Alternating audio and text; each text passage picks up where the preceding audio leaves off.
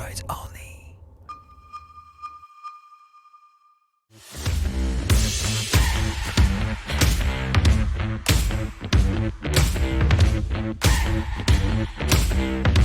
Non Mehdi, franchement là je suis contrarié, ok le cadre est sympa avec la tour Eiffel, mais franchement là j'arrive, tu dis un comparo, là on a deux Suzuki, deux GSX là en plus, moi j'ai quoi, GSX S1000 GT, hein, et là tu me sors un truc, bon... GSX R 1340 Hayabusa. Ah ouais. Ok. Bah oui, parce que Suzuki m'a demandé de voir un petit peu ce qu'ils avaient dans leur gamme, justement, GT Touring, et ils ont deux belles interprétations. Là, on est quand même sur une GT à tendance sport, ton S là de GSX-S, ça vient de là. Là, on est sur une sportive à tendance Touring. Voilà, mais t'inquiète, ils nous ont donné plein d'équipements pour voyager avec. Voilà, je sais, en fait j'ai compris qu'on a toute la gamme Suzuki, sauf que ton truc c'est pas du tout fait pour faire du touring, là tu fais le tour du périph' en moins de 10 minutes avec ça, ça n'a rien à voir. Ouais, mais le tour du périph' c'est pas du touring, moi je veux t'emmener beaucoup plus loin et pour ça on a des équipements de malade. Ah c'est ça la liste que tu m'as envoyée, mais oui, d'accord. Alors, bulle 230 €, là 345, déjà ça donne le ton. Ah bah, après, attends. sacoche de réservoir, 256 € avec le support. Là, bon, si j'en avais une, ce serait 232 €. Par contre, moi, j'ai des valises 36 litres chacune quand même. 36 litres. Ah ouais, moi mes cavalières, elles sont SW Motec, elles sont plus petites. Ouais, et puis bon, elles coûtent un peu moins cher, je crois 380, c'est ça que tu m'as envoyé. Puis moi, c'est quand même quasiment 1100 €. Bon, j'avoue, gloops, mais par contre, je mets mon intégrale dedans, hein, et des deux côtés. Donc franchement, c'est super Moi cool. je m'en fous, l'intégrale je le mets sur la tête parce qu'on va en avoir besoin. On va partir loin quand même. D'accord. Ouais, je pense que je suis quand même mieux équipé. Tu vas devoir rester derrière moi avec ta pompe à feu parce que moi j'ai de l'instrumentation, tout est connecté et tout, c'est beaucoup plus moderne. Et ouais. Et franchement, tu vas être embêté. Je suis sûr que tu vas tomber en rate de batterie, ton téléphone va s'éteindre alors que moi j'ai une prise USB. Non, franchement, là je pense que tu pars avec un petit désavantage Bon, quand t'as même. des petits arguments en mode touring de c'est base. bien de rouler mais moi vite, je te propose un sujet mode touring un petit peu express. Pour ça, on va aller directement vers l'est de la France, l'Alsace, ça te parle ou pas? Ouais, ça me parle un peu. Les cigognes, tout ça. On ira peut-être au-delà aussi. Ah ouais, ok. Je t'en reparle. T'as des équipements pour rouler vite? Ouais, ce que tu m'as donné. Bon, c'est parti. Ça va, non? On quitte Paris. Salut la Tour Eiffel. C'est parti, mon Théo. Allez. Ça, c'est un sujet comme je les aime. Ah! T'as combien de points à ton permis? 12. 12? Bon, Ça va, on peut se permettre d'en perdre 6, non? Ça ira, ouais.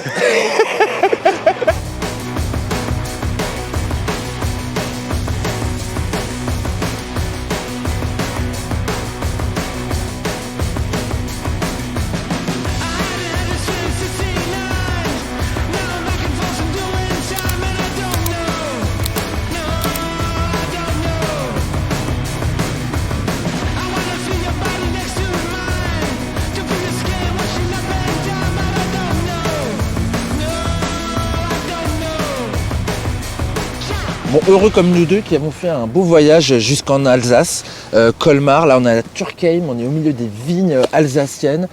Théo, on a fait pas mal d'autoroutes pour arriver, on va pas vous mentir, parce qu'on voulait vérifier quand même pas mal de choses sur l'autoroute. Ouais, notamment les positions de conduite. Et il se trouve que finalement on est quand même beaucoup mieux sur cette GT qui a le nom GT hein, quand même. Donc on est quand même bien, la selle est plutôt confortable. Et puis la position surtout on est bien droit, le buste droit, ce qui n'est pas du tout le cas. On n'est pas trop droit? Alors moi je trouve qu'on n'est pas trop droit, mais parfois on se prend quand même pas mal de vent. Cette bulle qui est d'ailleurs une bulle en option. Qui est la bulle haute. Qui est la bulle haute, effectivement. Elle est quand même peut-être un peu courte pour une bulle haute. On est d'accord. Mais en fait c'est la définition de toute la partie avant qui est assez basse finalement quoi. Comme on est dérivé du Roadster GSX-S, donc finalement ça vient peut-être de là. Et du coup c'est un petit peu plus désagréable. Mais en revanche pour tout ce qui est de la position et du maintien sur la durée, franchement on est bien. Évidemment, parce que là on a une position sportive, on a des demi-guidons, on est dans la moto, on est bien calé dedans. D'ailleurs moi sur Rotor, ça je trouve ça juste génial, ce truc que maintenant tu vas adopter. C'est vrai.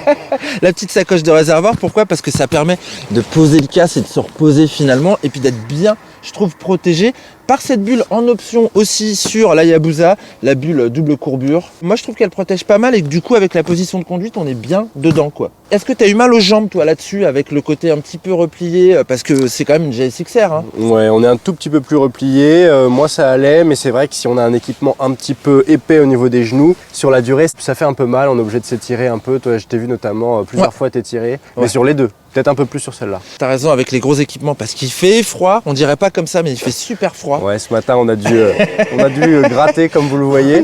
C'était assez surprenant mais on s'en est sorti et puis ça s'est bien passé finalement. Moi je voulais qu'on parle d'autres choses sur l'autoroute. Il y a des petites choses qu'on a trouvées sympas comme les régulateurs de vitesse, sauf que c'est pas la même définition à gauche et à droite.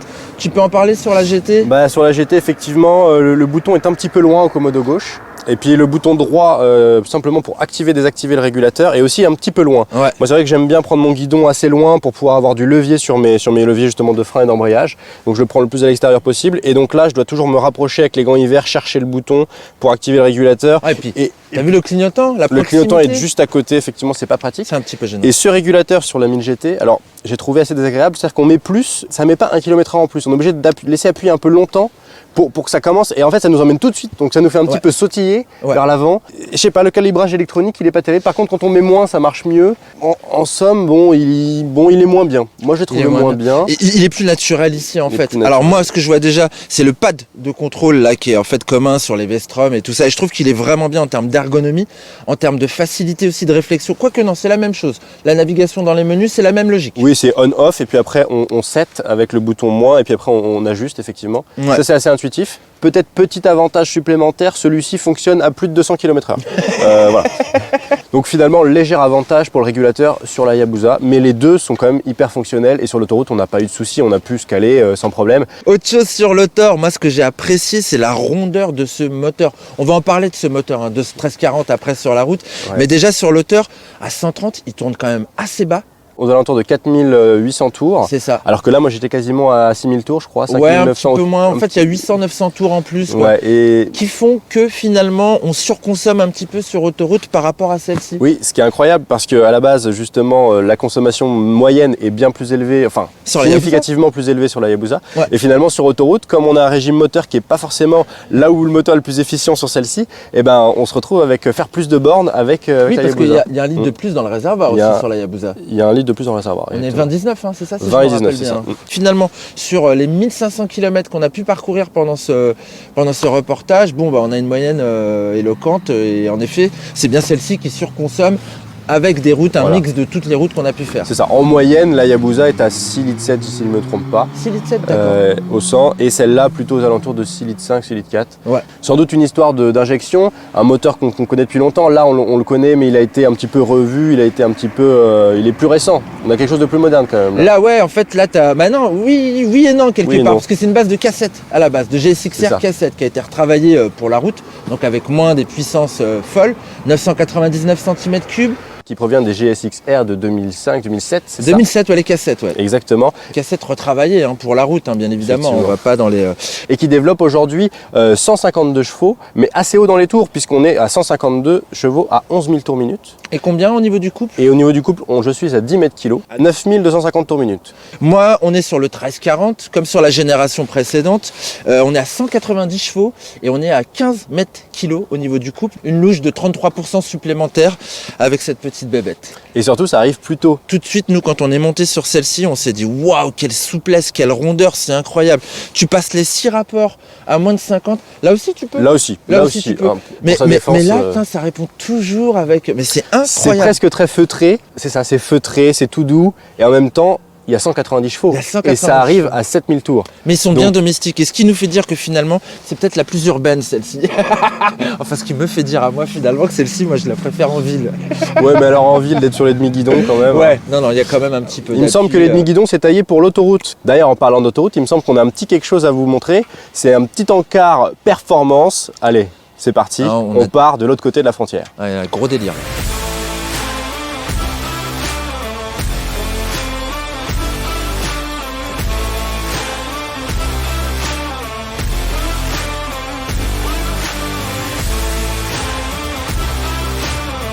Bon, on est parti pour une séquence un petit peu spéciale. On est où là, Théo ? Un petit peu fraîche surtout là, parce qu'on est en Allemagne et ça caille. On a passé la frontière et là... Et c'est qui ça ?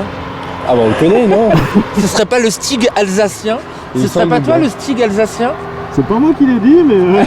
Bah écoute, je le dis. On est avec Scrat. Pourquoi ? Parce que derrière nous, il y a l'autobahn. L'autobahn, il n'y a pas de limitation de vitesse là où on est. Donc du coup, on va pousser le touring à son paroxysme. Bah oui, parce que c'est pour ça qu'elles sont faites ces machines finalement. C'est pour l'autobahn. Et je crois que toi, tu as déjà passé la Hayabusa, non ? La Hayabusa, ouais. D'accord. Non, celle-là, oui. Rappelle-nous juste tu t'es fait une spécialité de faire un peu des VMAX sur autoroute, des 0 à 300, c'est ça ton truc? C'est ça, ouais. Du coup, Scrat, t'es spécialisé dans ces espèces de vidéos incroyables où tu pousses les machines à leur maximum. Est-ce que tu peux un peu nous expliquer le concept et ce que tu fais en fait? Bah le concept c'est tout simple, c'est juste de montrer aux gens en combien de temps une moto met pour passer de 0 à 300 km/h, la reprise de chaque rapport, et le tout légalement, parce qu'en fait les gens ils achètent ces motos en France, ils vont jamais les pousser à ces vitesses, donc ils savent pas combien elle prend, en combien de temps elle le prend, quelle vitesse max de chaque rapport et tout. Donc vu que là c'est légal, je me suis dit pourquoi pas j'y vais avec leur moto, les motos des marques, les motos des particuliers, etc. Suivant si c'est une moto qui vaut le coup d'être passée là-dessus, et de la chronométrer à balle totalement légalement. Moi j'ai une question, c'est laquelle qui t'a le plus impressionné dans la production? Il y en a pas mal, les V4. Dès que t'as un V4 dedans, que ce soit la Tiono, j'ai fait il y a pas longtemps la Ducati Panigale V4. C'est des trucs de... Tu sais pas pourquoi ça existe, tu vois. Tu prends des bécanes de près, les gens t'amènent des bécanes, comment ça se passe? Des fois c'est des abonnés qui me les proposent, des fois c'est des potes, et des fois c'est carrément les marques, les modèles de ces presses des marques. Il y a Triomphe qui m'ont envoyé quelques motos aussi, notamment la Rocket, qui était incroyable aussi pour le départ arrêté. Ouais. T'as fait combien avec la Rocket? Elle prend combien? 250, comme ça. Mais vu la position de conduite, vu le poids que fait l'engin... Mais ce qui est impressionnant, c'est la vitesse à laquelle tu montes à 100. D'accord. Ah c'est ça, c'est le couple direct. Nous on est chaud, on te suit sur ta 09, et puis nous on s'en fait un chacun, non? Allez, ok, c'est parti. Avec la force avec vous les gars. C'est parti. Come on guys.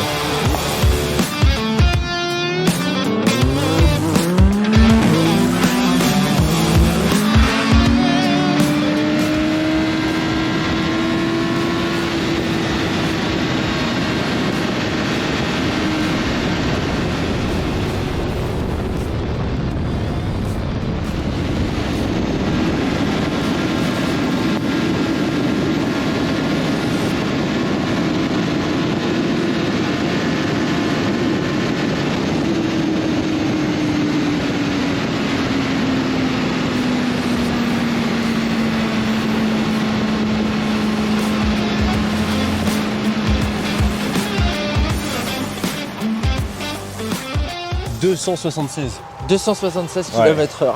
GPS, ça veut dire que compteur, je devais être à plus. Mais bon, je pouvais pas regarder, j'étais tellement... T'es focus, hein, t'as vu comme ça défile, hein, c'est incroyable. Moi j'ai pris 252 et j'arrivais pas à aller plus loin. La 09, elle a pris combien? 250, mais il y a beaucoup de vent là. Elle est un peu préparée quand même la 09, non? Elle est flashée, j'ai de la ligne Accra complète GP.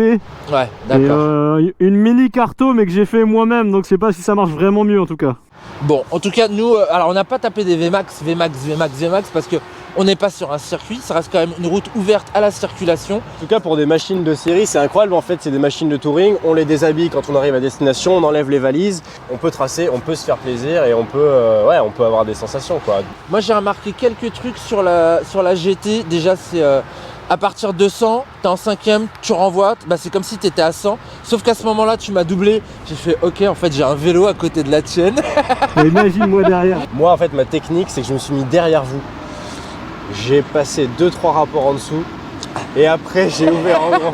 Et là, effectivement, je vous ai un petit peu laissé sur place, mais bon, c'est indéniable. Cette machine, elle est faite pour ça, elle est faite pour doubler tout le monde et quelque part, c'est sa philosophie, quoi. Ok, celle-là, tu vois, elle a peut-être pas le même coffre, mais je trouve qu'elle a quand même une super stabilité à 2,50. Ça bouge pas, il n'y a pas de mauvais mouvement à 2,50. Non mais à 2,50 quoi. C'est vrai qu'on est en train de faire des comparos à des vitesses folles. Ça c'est juste de la ligne droite et débrancher le cerveau et... C'est ça, débrancher le cerveau, ça fait du bien quand même. J'ai essayé de mettre le régulateur à haute vitesse et ça marche. Là le régulateur il est pas bloqué, en tout cas je pouvais mettre le régulateur. J'ai accéléré, non pas avec ma poignée de gaz mais avec le régulateur en appuyant complètement. Et j'ai pris des vitesses de l'ordre de ce qu'on disait à l'instant. Et ça fonctionne, ça peut bloquer, le régulateur fonctionne. Alors qui va mettre le régulateur à cette vitesse-là à moins de faire un... Voilà. À la Scrat. Voilà. Berlin, Munich, effectivement, si on va aller vite, c'est le Paris-Marseille allemand, on peut bloquer sa moto à 250. Et t'es sûr que c'était le vrai Scrat? Parce qu'en fait, on sait pas comme on voit jamais ton visage et ouais, c'est vrai, tout ça. Qu'est-ce qui nous prouve que t'es le vrai? Ça c'est une bonne question, même moi je sais pas du coup si je suis le vrai. Mais non, c'est le vrai. Merci, c'était cool. Allez, on retourne au bécane.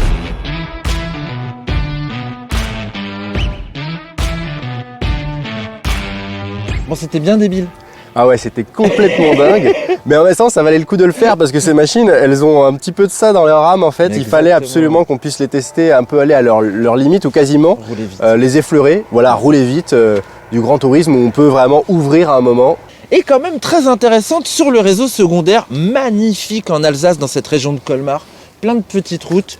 Alors comment on les distingue justement là-dessus ? Celle-ci, moi je la trouve quand même plus naturelle, on est bien en hauteur, on est bien, on domine, on prend le virage, on a de la visibilité plus que l'autre je trouve. Ouais, franchement, je trouve que celle-ci était plutôt intéressante en dynamique. Par contre, je lutte un peu avec le guidon, moi. Je trouve que voilà, il est grand, il est confortable, mais quand on doit se mettre sur l'angle, il y a quand même un côté où il faut trouver le moyen de l'emmener. Ouais. Elle vient pas se poser. Il faut s'en occuper un petit peu. Alors que là, il y a quelque chose qui est. Là, on est dans la sportive en fait. On a des demi-guidons, on a une bécane où il y a du poids qui est quand même vraiment plus bas. Je trouve le centre de gravité, une homogénéité aussi dans la répartition des masses. Bref, elle y va vraiment naturellement. Moi, je me sens quand même un petit peu plus impressionné dans les petites évolutions comme ça, les petites épingles. C'est-à-dire que sur une route de montagne, finalement, je prendrais ça. Si oui, c'est vraiment twisty, tu vois, à souhait quoi. Je suis complètement d'accord avec toi Mehdi, c'est vrai qu'on est quand même plus en confiance parce qu'on est plus reculé alors que là on est vraiment très dans la moto, alors c'est très impressionnant mais ça en fait quelque chose qui peut être un petit peu... on marche un peu sur des œufs parfois. Ouais, c'est vrai. On parle de la qualité des gommes parce qu'on a quand même deux marques qui sont différentes et ça a pu jouer aussi sur notre ressenti. Ces deux gommes, elles tiennent quand même la route, franchement, il n'y a pas à dire. Mais on a une préférence tous les deux, Mehdi, pour les S22. Ils sont quand même mieux en fait. Ça tient mieux, on est moins surpris. Moi, j'ai eu un petit zip là juste avant d'arriver avec zipette, cela, je t'ai vu là. sur le Dunlop, effectivement. Bon, franchement, c'était pas très dangereux, mais je veux dire, voilà, on se sent peut-être un tout petit peu moins en confiance avec ça. Ouais, c'est vrai. Même si il y a quand même l'électronique qui veille. On a quand même des traction control des deux côtés qui sont quand même assez performants. Et ils sont réglables, on peut les mettre sur off. Il y a plus de réglages quand même sur celle-ci. Il y a 10 niveaux d'anti-patinage. Ouais, 10 niveaux d'anti-patinage. Pourquoi ? Oui, on ne sait pas bien pourquoi il y a autant de graduations, mais... en tout cas, ils sont là, quoi. Ils sont là. Et puis, il y a des modes utilisateurs qu'on peut personnaliser, etc. Bon, grosso modo, les assistances sont quand même bien des deux côtés. Ouais. De ce côté-là, on ne peut pas vraiment départager dans le sens où il faudrait vraiment aller à leur maximum dans des conditions qui n'ont pas été les conditions de touring, en fait. Elles sont reliées à la centrale inertielle. Si, il y a un élément sur lequel on trouvait une petite différence, c'est le shifter, Théo. Ils sont très différents. Je ne sais pas lequel je préfère finalement. Au début, je t'ai dit, celui de la 1000, il est vraiment mieux. Effectivement, la course au sélecteur est plus courte. On sent que ça passe plus comme dans du beurre. C'est vraiment assez bluffant. Et alors que là, sur la Hayabusa, on a quelque chose qui est quand même... La course est plus longue, on a quelque chose qui est plus mécanique. Et ça passe très bien des deux côtés, mais... c'est pas le même sentiment quoi. Ouais, t'as vu quand on est descendu de bécane, on se dit voilà, il y a un shifter mécanique, là on dit il y a un shifter électronique. Ce qui est faux, vu que c'est deux trucs. Mais on sentait en effet plus de. Peut-être que c'est cette rondeur de moteur aussi, et le fait qu'on puisse vraiment monter, descendre. À bas régime, je le préfère moi là-dessus. Que là-dessus en fait. Effectivement, puis avec le passager, on a pris Adrien plusieurs fois. Et à bas régime, il y a moins d'à-coups. Il y a moins d'à-coups avec ce shifter-là. Les ruptures de charge où le passager il fait avant-arrière et il est un peu déséquilibré. Adrien, t'en penses quoi alors de ce duo, toi ? Eh bien, figurez-vous que c'était mieux sur la Hayabusa. La selle plus large se montre plus confortable, tout comme la poignée est facile à saisir. Cerise sur le gâteau, le fait d'être plus bas protège mieux du vent. Côté GSX-S GT, l'assise glisse un peu derrière. Les poignets tiennent moins bien dans les mains et la position plus haute expose un peu plus aux turbulences. Ouais, c'est surprenant, mais le passager est plus confortablement installé sur la Hayabusa. Ok Adrien, bon merci pour tes petites explications. Déjà, il y a des différences de suspension, donc de comportement au freinage. Celle-ci, elle a peut-être une tendance à plonger un petit peu plus sur son premier tiers de fourche. Puis la progressivité est pas pareille. Alors, on a quand même du Nissin, mètre cylindre émetteur Nissin. D'accord. Et parce Brembo que sinon, en bas. C'est du Brembo en bas, Exactement, voilà. Brembo en bas. Mais c'est pas les mêmes de chaque côté. Il y a une gamme au-dessus, évidemment. La Hayabusa, c'est une gamme au-dessus, donc c'est du Stylema. Effectivement, et surtout un mètre cylindre émetteur à pompe radiale. Et ça, en termes de progressivité, moi j'ai trouvé ça assez incroyable. C'est bluffant, mais effectivement, c'est peut-être surdimensionné par rapport à un usage touring. Finalement, ça fait bien le job, bien que, effectivement, moi je trouve que ma main s'écrase un peu dans la poignée et c'est assez désagréable, mais je pense que c'est lié plutôt à ma main qu'à un comportement général. Donc c'est un problème lié à la morphologie de Théo. Voilà, c'est ça, exactement. Donc ne le prenez pas en compte. Et on n'a pas parlé des instrumentations.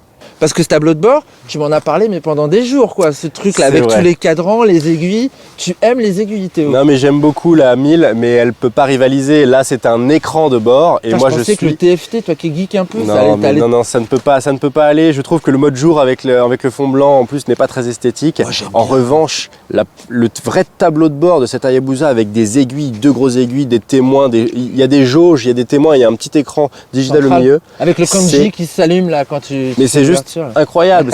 On voit le travail. Pour moi, c'est juste incroyable. Quand je pense touring, je pense aussi les voitures GT avec justement des aiguilles, un tableau de bord, quelque chose comme ça. Et là, c'est toute une ambiance. Ouais. C'est toute l'ambiance qui ressort de ça. Alors certains diront c'est has-been, c'est vintage, c'est ce qu'on veut. Mais moi, je trouve que c'est encore génial. Et ça me flash moins les yeux aussi. La nuit, je trouve que c'est plus élégant d'avoir justement les petites graduations avec les aiguilles. Et puis quand on accélère, les 2 aiguilles. Et là, c'est bon. Là. Et là, oui, mais tout ça, mon cher Théo, a un prix. Tu la payes plus cher ton Hayabusa. C'est vrai.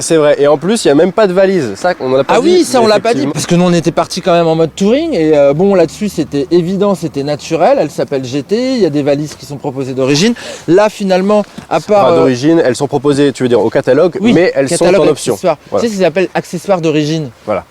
C'est un petit peu trompeur. Mais en tout cas, elles sont là et puis elles sont raccord avec la moto. Petit détail intéressant qu'on a noté, c'est que les catadioptres qui sont Euro 5 sont sur ces valises et elles sont aussi sur la boucle arrière. Ouais, là, voilà, au lieu d'être devant, ce qui rend l'avant plutôt joli. Au catalogue Suzuki, c'était ça, la sacoche de réservoir, la bulle double courbure. En revanche, pour les latérales, on est allé chez SW Motec. Mais bon, elles sont pas mal. On les a quand même retirées sur l'auteur, c'était plus sourd vu qu'elles sont souples. Ouais, effectivement. Et puis en fait, c'est pas mal les cavalières finalement. Je n'étais pas très habitué, mais je les ai mis sur l'épaule pour la nuit. C'est facile à démonter. Je crois que tu as un petit peu plus galéré avec les fixations sur celle-là. Après, bon. Somme toute, voilà. Ouais, j'ai toujours un problème. Voilà, et puis moi, je m'énerve un peu. Alors les mauvaises ondes de Mehdi, ça, on ne peut pas lutter contre. Hein. Voilà. Mon Théo, tu as parlé de physique tout à l'heure, en parlant de cette partie avant que tu trouvais plus jolie sans les catadioptres. Mais en règle générale, tu maintiens cette position sur le style? En fait, je me mentirais si je disais que vraiment je l'aimais cette moto. Mais quand même, le bleu est très beau. La proposition est moderne quand même à l'avant. On a des optiques qui sont très petites, efficaces, très efficaces. Dans le brouillard hier soir. Dans le brouillard, un peu plus efficace même peut-être que le gros spot de la Hayabusa. Ouais. On a quand même pris du brouillard givrant. On a testé pour vous le brouillard givrant. Ça s'est bien passé. Ça s'est passé en première et en deuxième, mais ça s'est bien passé. Les assistances. Effectivement. D'accord. Bon, terrain du look, moi de toute façon, vous savez que je suis plutôt branché sur ce genre de bestiole-là, quoi. Effectivement. Et je la trouve magnifique comme ça, coloris 2023. Je trouve plus sympa, moi, sans le orange qu'on a sur le côté, mais que tu retrouves encore un petit peu sur le tableau de bord. Ça rappelle les hautes fourches avec les réglages là. Moi, je trouve ça assez joli. Moi, j'ai trouvé que le coloris 2023, c'est la blanche qui m'a vraiment qui m'a tapé dans l'œil avec le kanji évidemment sur les carénages, le modèle blanc. Je l'ai trouvé vraiment sublime. Je dois avouer que la noire est quand même... Bon après là, j'avoue, d'accord, très belle quand même. Bon, maintenant on va parler un petit peu tarif. Tarif salé ou pas? Bah, moi je trouve que ça reste raisonnable finalement. Alors après on a 2 propositions tarifaires finalement qui sont pour chacune des bourses. Je trouve qu'il y a une progression. Celle-là qui est la plus abordable avec un tarif de 15 099 € pour la GSX-S 1000 GT. Exactement.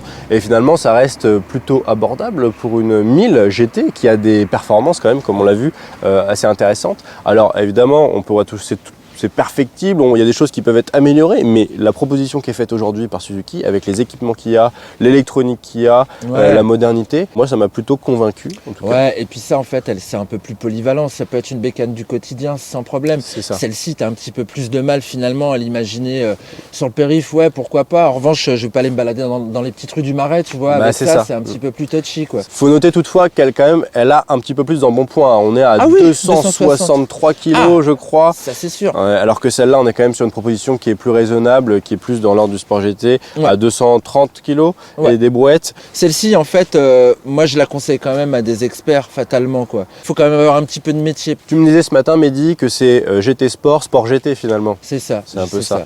Et alors la Hayabusa, aujourd'hui en 2023, on est sur un tarif de 19 199, Théo. Il y a 4100 € de différence entre les deux.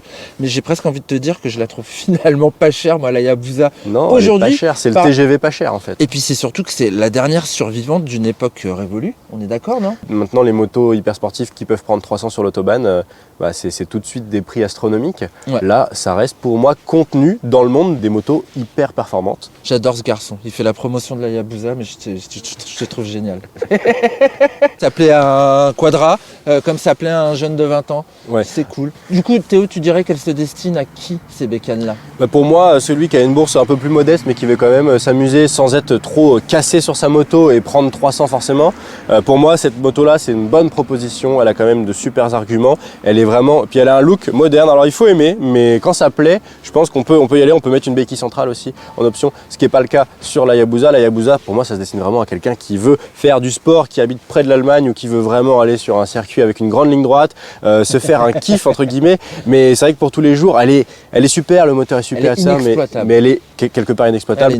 C'est pour ça qu'on l'aime, mais ça reste un petit peu, disons, le top du top, mais dont on n'a pas besoin et qui n'est pas forcément le plus pertinent pour la vie quotidienne. Donc tout dépend de votre usage, comme à chaque fois. Bon, si vous êtes vraiment féru de vitesse, évidemment la Hayabusa, là vous serez comblé. Sinon, essayez celle-ci et faites-vous votre avis, voyez si ça correspond à vos attentes, mais je pense que c'est une bonne proposition. Moi je conclurai en disant que c'est presque politique d'acheter une bécane comme ça aujourd'hui en 2023. Bon, j'espère que ça vous a plu ce petit match fratricide. On retrouve tous les détails de cet article sur motoservice.com. Bon bah on y va. Premier arrivé, dernier arrivé. Tu repars avec laquelle alors? Je repars. Tu vas repartir avec la Hayabusa, je sais. J'ai très envie. Tu vois, là, je la tire là. Mais c'est normal, c'est la moto. Voilà. Moi j'ai besoin de me reposer un petit peu plus, donc la position de conduite un peu plus droite. C'est surtout pour que Mehdi arrive à Paris avec son permis, il vaut mieux qu'il prenne celle-là. Allez, à bientôt pour une prochaine vidéo. Et abonnez-vous. Ciao!